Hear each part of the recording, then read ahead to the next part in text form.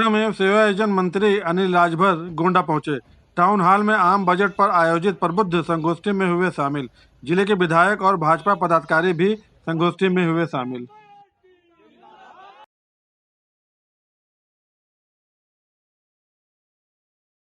माननीय प्रभारी मंत्री जी का और इस कार्यक्रम के मुख्य अतिथि का रुके रहो मंत्री जी रुकिए। हम चाहेंगे कि कर्नलगंज के माननीय श्री अवधेश कुमार साथ ही हमारे गौरा के लोकप्रिय विधायक आदरणीय श्री प्रभा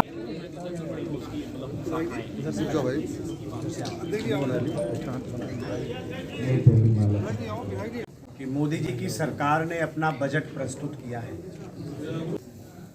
मैं देश की सम्मानित मीडिया का इस बात के लिए अभिनंदन करता हूं। हमारे अर्थ के क्षेत्र में काम करने वाले तमाम देश के बुद्धिजीवियों ने भी इस बजट का अभिनंदन किया है। तमाम राजनीतिक विश्लेषकों ने इस बात के लिए मोदी जी की सरकार का प्रशंसा किया है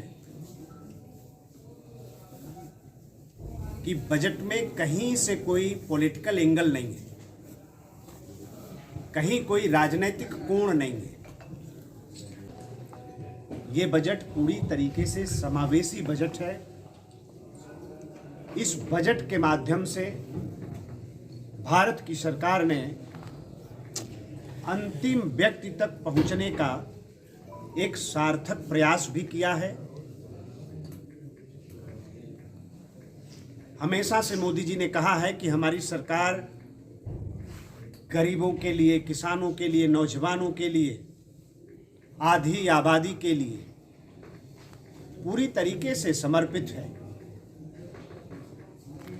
इस बात को भी, उनकी कही गई इस बात को भी ये बजट बहुत ही बल दे रहा है। ये अमृतकाल का पहला बजट है। आने वाले 25 वर्ष का पूरे रोड मैप की झलक भी ये बजट प्रस्तुत कर रहा है। मोदी जी की सरकार ने देश को आत्मनिर्भर बनाने के लिए देश की एक सर्वांगीण विकास की परिकल्पना को भी पूरे देश और दुनिया के सामने प्रस्तुत किया है। विपक्ष के पास कोई तथ्य नहीं है, कोई आधार नहीं है कि वो बजट पर चर्चा कर सके, विकास पर चर्चा कर सके। राहुल जी से सिर्फ मैं इतना ही कहना चाहता हूं कि आसमान की तरफ देखकर थूकने वालों का हश्र बड़ा बुरा होता है, और हो सके तो जनभावनाओं का आदर करना राहुल गांधी सीख लेंगे तो उनके भी हित में होगा और उनके दल के भी हित में होगा। उन्होंने ये भी कहा है, उनको तो बस एक बात समझ में आती है कि इस देश पर हुकूमत करने का सिर्फ हमारे खाते में हमें रजिस्ट्री है, तो सत्ता से बाहर है। 10 साल तो दिल्ली सरकार में धीरे धीरे हो रहा है, प्रदेश सरकार में तो अब उनका नाम लेने वाला भी कोई नहीं बचा। विधान परिषद में, उच्च सदन में आज की तारीख में 75 बरस के इतिहास में कांग्रेस मुक्त हो गई है। उत्तर प्रदेश की विधान परिषद, उत्तर प्रदेश का उच्च सदन। अब ये बातें राहुल गांधी को कैसे बचेंगी? तो विकास की बात तो कर नहीं सकते कि देश और दुनिया के जो टूरिस्ट हैं उनका जो पसंदीदा डेस्टिनेशन था वो गोवा, केरला हुआ करता था।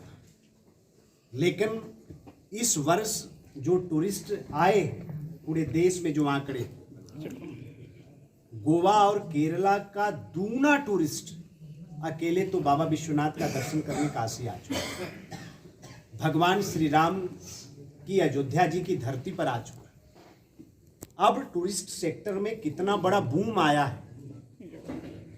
आज पूरी दुनिया के लोग अयोध्या जी आना चाहते हैं, हमारे ट्रेवल्स में काम करने वाले लोग आना चाहते हैं, हमारे होटल वाले सेक्टर में काम करने वाले लोग आना चाहते हैं। तो राहुल गांधी जी को बताने की आवश्यकता नहीं, उनसे कोई हमें प्रमाण पत्र भी नहीं चाहिए।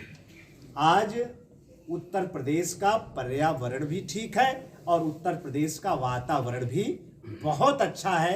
राहुल गांधी से प्रमाणित पत्र की कोई आवश्यकता नहीं। पूज्य रामायण हम सबकी श्रद्धा और आस्था का केंद्र है।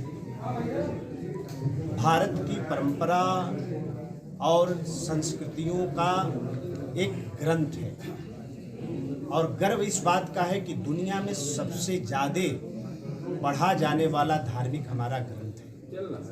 राजनीति में उसको लोग ना घसीटें, नहीं तो राजनीतिक अस्तित्व खत्म हो जाएगा जो लोग ऐसे विषयों को राजनीति में ले। उन्होंने कहा मुझे मंदिर जाने से रोका गया, वो विश्वनाथ जी जा रहे हैं, आप वहीं से आते हैं, कैसे ले रहे हैं? उनको अगर रोका जाता तो विश्वनाथ जी जाने की बात कहाँ से? ये सब ढोंगी है। ये समाजवादी पार्टी के राष्ट्रीय अध्यक्ष पूरी तरीके से कंफ्यूज होगा। उनको समझ में नहीं आ रहा है कि उनको किस रास्ते पर जाना चाहिए।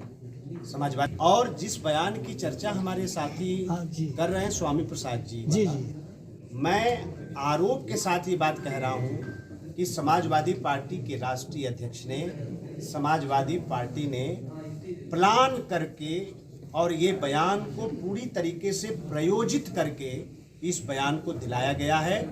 समाजवादी पार्टी के अंदर हिम्मत नहीं है कि वो विकास पर चर्चा करे। समाजवादी पार्टी को हिम्मत नहीं है कि वो मुद्दों पर चर्चा करे।